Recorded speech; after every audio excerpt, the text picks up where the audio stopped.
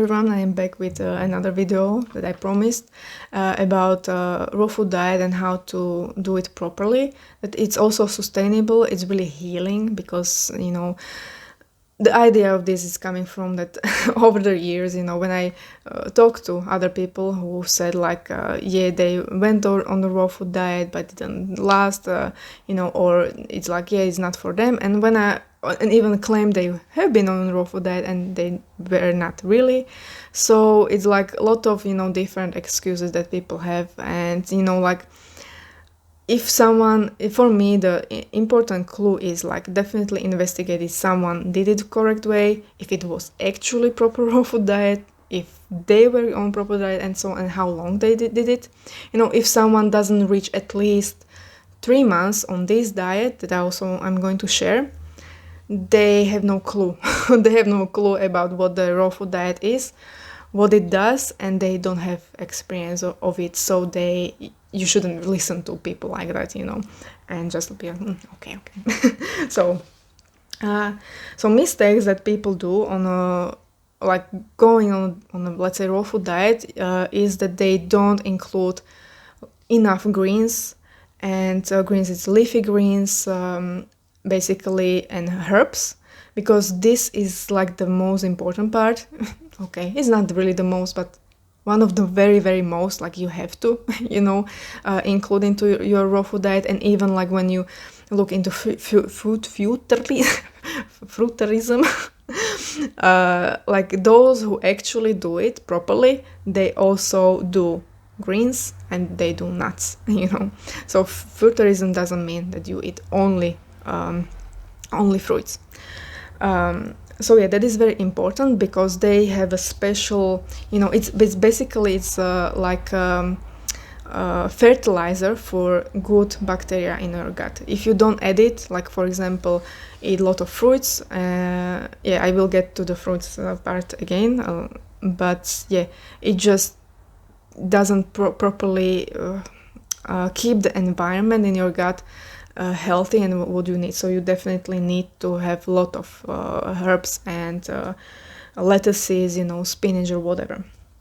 Then second thing that in my opinion is a mistake that people do when they try to go on raw food diet is they make it too complicated.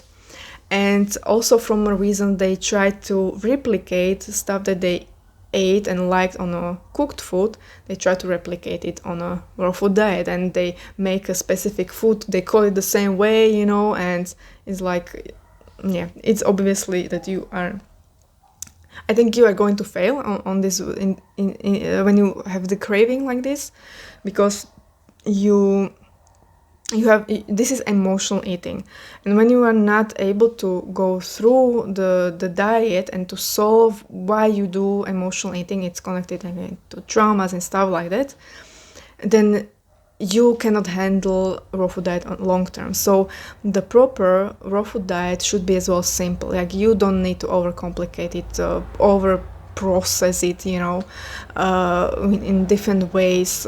It just like have a simple salads that have enough greens, enough veggies, you know. You can also make raw dressings and stuff like that, nuts and seeds and stuff like that, you know. And of course, if you need a snack, just have apple or banana or whatever, and just take it. The grow of a raw food diet or vegetarianism is that you take it the most processed from the earth, you know, in a least processed way. So you don't need to over process it yourself, you know. When you look at the products, is like how far it is from how it grew, you know. Like when it's exactly how it grew and you take it from the tree or the plant or whatever, then, you know, you can eat it.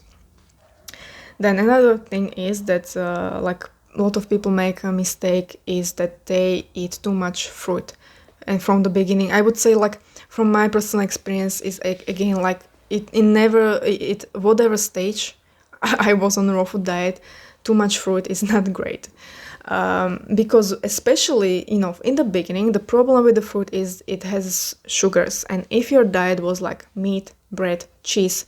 That means a lot of really bad bacteria, candida and stuff like that. You add fruits to that, bad. No, you have to be low on the fruits, and also later when again like you get more energy and stuff like that, when you eat too much fruits that has also too much sugar, you just have overload of energy, and that could maybe again like if you're not fully kundalini activated, that can especially translate into being too horny. So yeah, okay. so I will go to next thing. What is very important on a raw food diet is as well nuts and seeds. Basically, they have as high protein as is in meat, and yeah, like they have also a lot of fat, but it's not bad fat, and especially like maybe you will need that energy, from the fat, and it's most of the time that depends on the nuts or seeds, like they can vary in like a ratio of omega-6 and omega-3s, but they have definitely much more omega-3s. In the meat products you have only like saturated fat and unhealthy fat and omega-6, except maybe like fish, there is more omega-3s.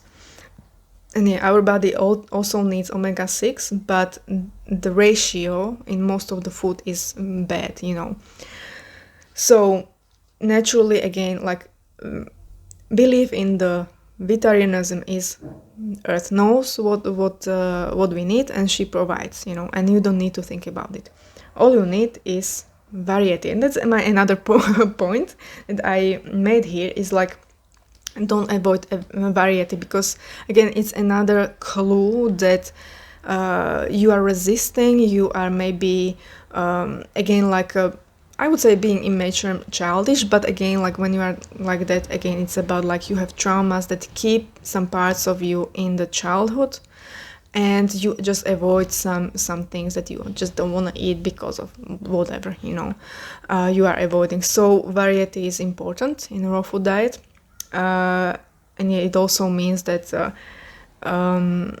yeah, you will have more variety. That means different ratios of all the minerals and vitamins and everything, and especially enzymes. The raw food diet is about enzymes, and that leads me to another point that I didn't write, is that important part of raw food diet is as well sprouts, and this is about legumes, and legumes on a vegan diet are like this alternative to again meat, because it has some protein, and sprouting legumes, my favorite is mungo.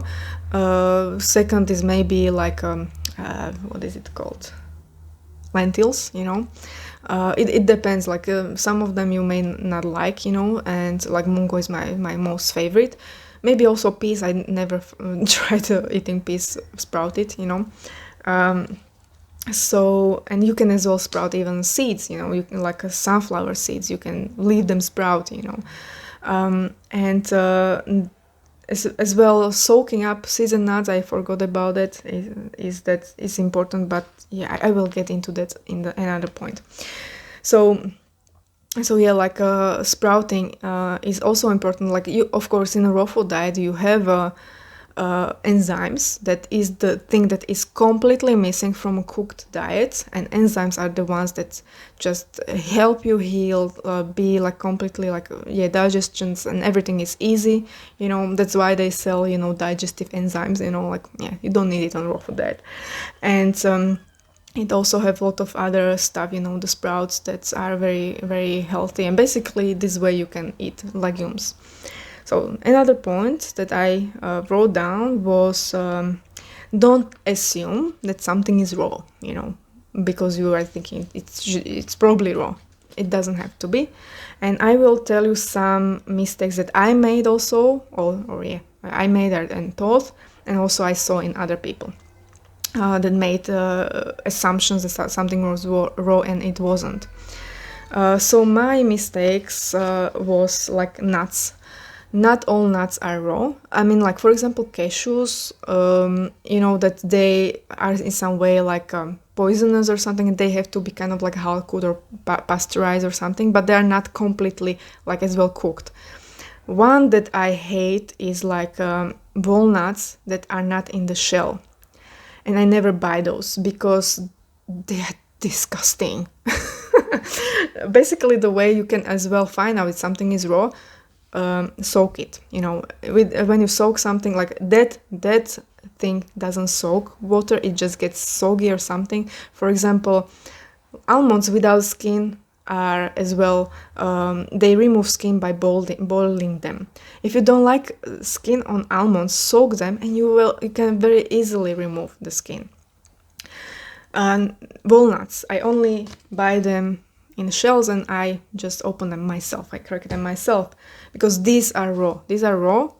And to remove this shell, they go through like high temperatures. They make like a chambers or something to make this very hot, and they just violently like I don't know, shake them or something and hit everywhere. And basically, because it's like the metal in a way, like when you have a too high temperature or something, or I don't know right now, but like basically you can shatter metal when you forge it in a specific way. So it's similar, like it just cracks much easier, and that means walnuts that are not in the shell are cooked. When you soak them, they are completely weird. When you soak fresh walnuts and also almonds and stuff like that, they have like this sweet liquid in them. They get activated, they get alive.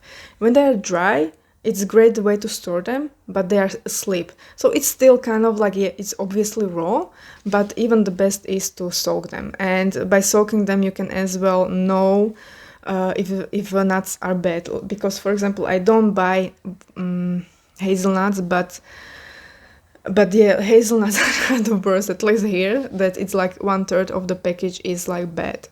Like when you probably had the experience like you are eating nuts or whatever nuts, but hazelnuts are the ones like that in my opinion are the worst, and you eat them and you are like this one tasted weird, but when you would soak them and see those weird ones, they are totally rotten, you wouldn't eat them. So it's best to soak them, especially when you have it from the store. Usually almonds are most of the time like completely fine. I don't think I ever found actually bad almonds. Hazelnuts are the worst, and walnuts are just disgusting when they are without the thing, the shell. And other nuts, like I don't know, I didn't try, like I rarely buy anything else like para nuts, or I'm not sure if para is in English, and other stuff, I never try to soak those type of Brazil nuts, for example. I never try to soak them, so I cannot say anything about them, and they are not local. Walnuts are local, almonds are not local, but they are so spread out. So that's the thing. So another thing is what I also assumed in the beginning was that, for example, raw oats are as well raw. They are not. They as well put them under heat and they crush them. So basically, they are not raw.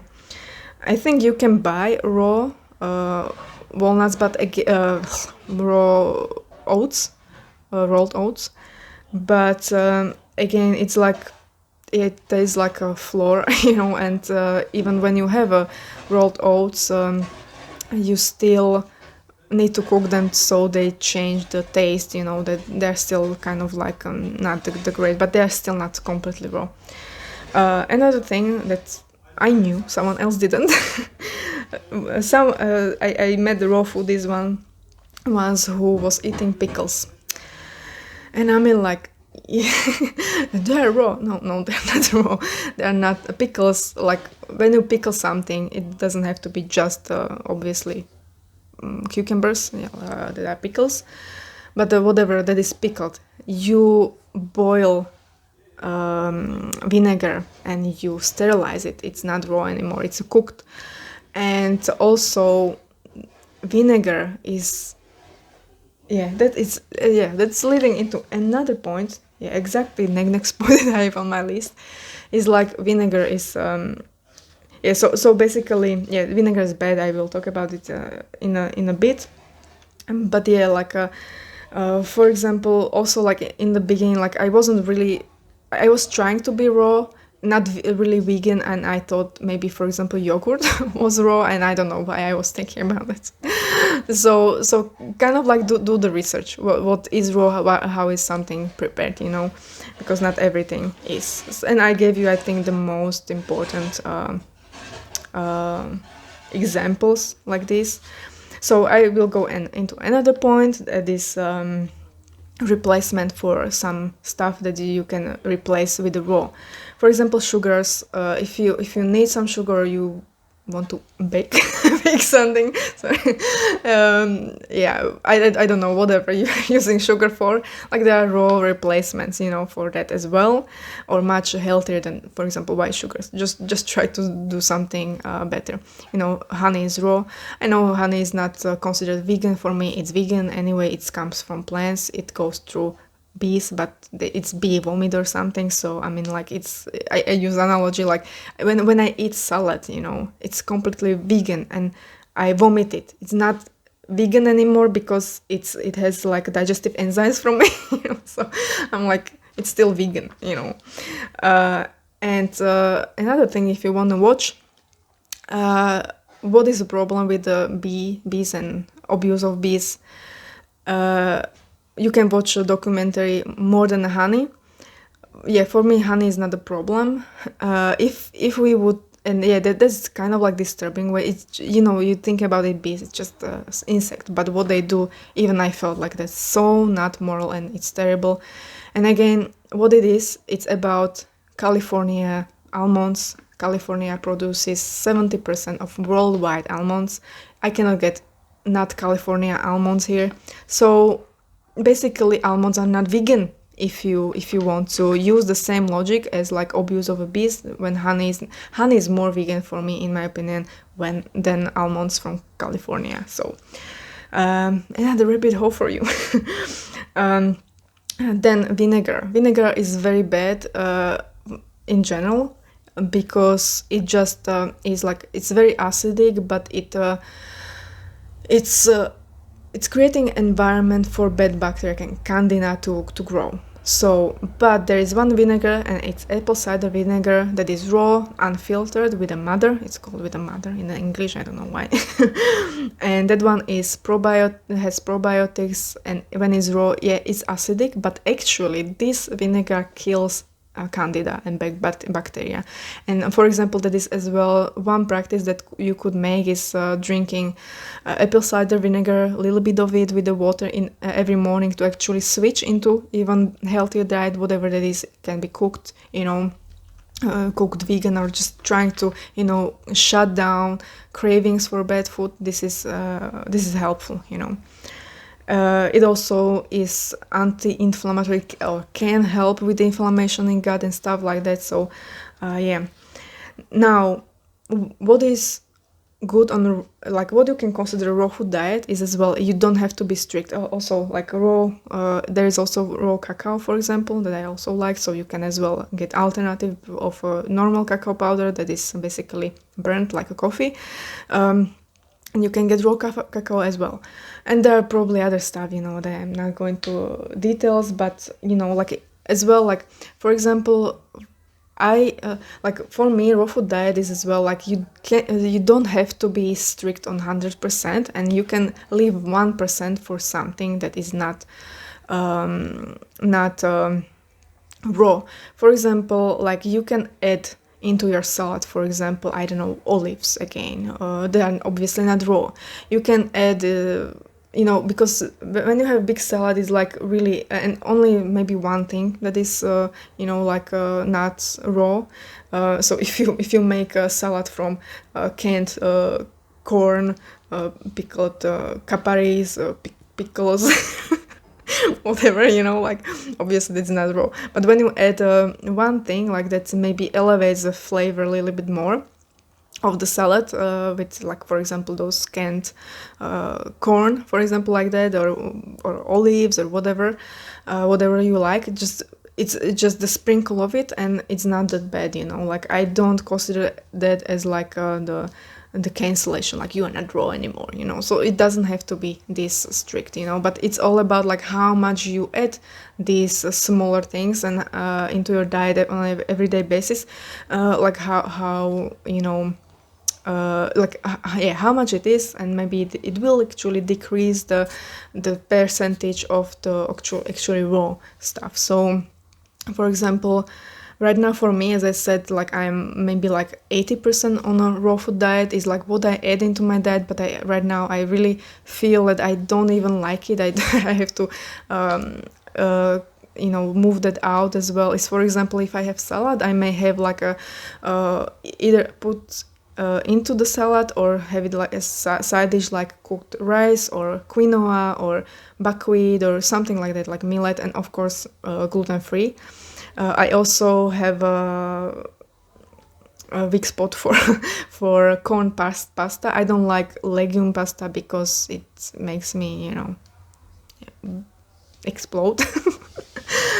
So on gluten-free diet, I only do corn pasta, for example, and that is also not great because, for example, again, corn is actually can cause inflammation or elevated, or I heard it also about legumes, but again, when you combine it with all this good stuff, you know, then it's not so harmful, and maybe, you know, the body can actually utilize it in a good way, that it's not causing the inflammation when you have it with all the things that I told you, like the herbs and the veggies and lettuce and everything, you know.